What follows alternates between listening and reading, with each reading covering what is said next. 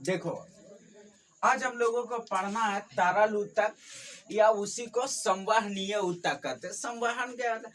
तरल ऊतक तो समझ रहा है, जो लिक्विड फॉर्म में होता है, जिसमें बहने वाला गुण होता है, ठीक है ना।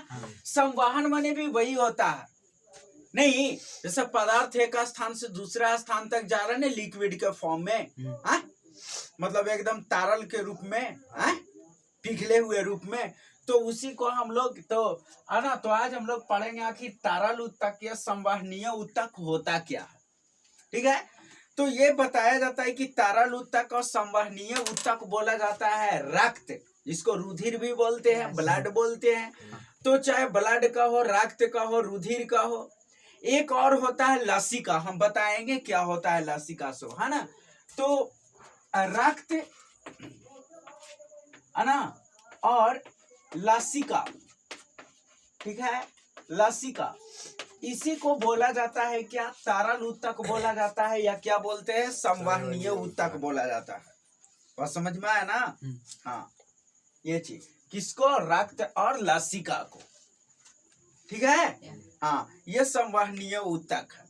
लेकिन बात यह है कि रक्त होता क्या है ना।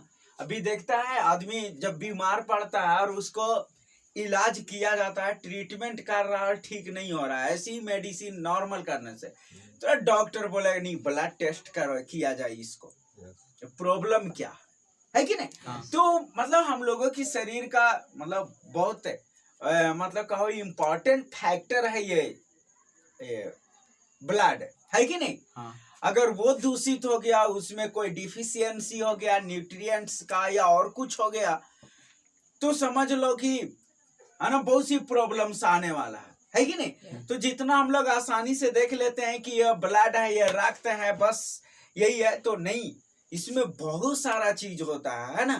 तो एक मोटे तौर पर हम लोग देखेंगे कि वो आखिर रक्त होता क्या है।